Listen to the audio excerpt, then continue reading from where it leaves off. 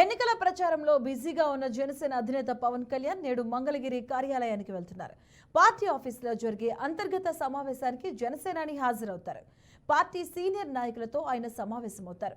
పార్టీలో అసంతృప్తిగా ఉన్న నేతలపై పవన్ దృష్టి పెట్టారు. ఇప్పటికే పార్టీని కొంతమంది వేయడంతో పవన్ అలర్ట్ అయ్యారు. అసంతృప్తిలో ఉన్న వారిని పవన్ బుజ్జగించే పనిలో పడ్డారు.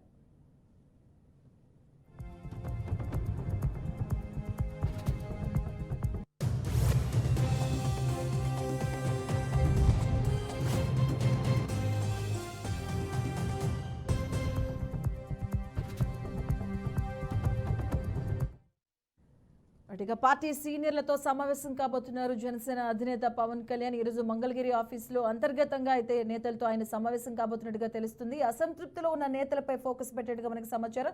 దీనికి సంబంధించిన పూర్తి అప్డేట్స్ మా కరెస్పాండెంట్ శ్రీనివాస్ అందిస్తారు. శ్రీనివాస్,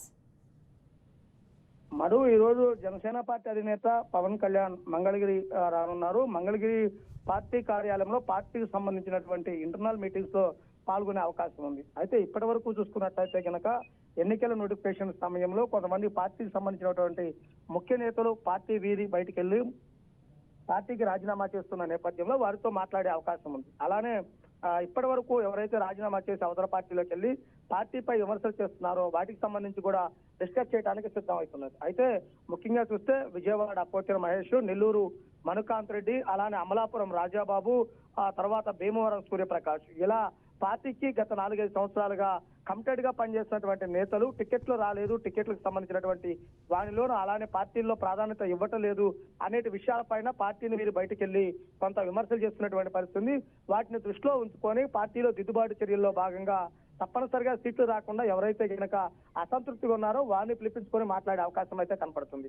అయితే ఎన్నికలకు వెళ్లే సమయంలో పార్టీ నుంచి ఎక్కువ మంది నేతలు బయటకు వెళ్ళడము, అలానే పార్టీలో బయట పార్టీల నుంచి వచ్చినటువంటి వారికి కొత్తగా టికెట్లు ఇవ్వటాన్ని కూడా పార్టీకి సంబంధించిన వాటిలో చాలా సీరియస్ గా డిస్కస్ జరుగుతున్నటువంటి పరిస్థితి ఉండడం జరిగింది. అంటే జనసేన పార్టీ పోటీ చేస్తున్నటువంటి 21 స్థానాల్లో చూసినట్లయితే కనుక 10 మంది అభ్యర్థులు పార్టీకి సంబంధించినటువంటి వారు కారు.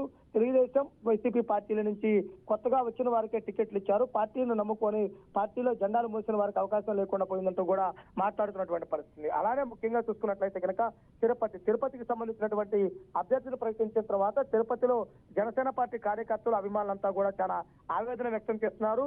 అవసరమైతే కనుక తిరుపతి కూడా పవన్ కళ్యాణ్ వెళ్ళి అక్కడ కార్యకర్తలు, ముఖ్య నేతలతో కూడా భేటీ అయ్యే అవకాశం కూడా కనపడుతుంది. అంటే ఈ రోజు మంగళగిరి కార్యాలయం తర్వాత తప్పనిసరిగా తిరుపతి కూడా ప్రయాణం ఉంటున్నట్టు కూడా చెబుతున్నటువంటి పరిస్థితి. కానీ పూర్తి స్థాయి షెడ్యూల్ అయితే కనుక మరో గంటన్నర తర్వాత కానీ పవన్ కళ్యాణ్ ది క్లారిటీ వచ్చే అవకాశం ఉంది.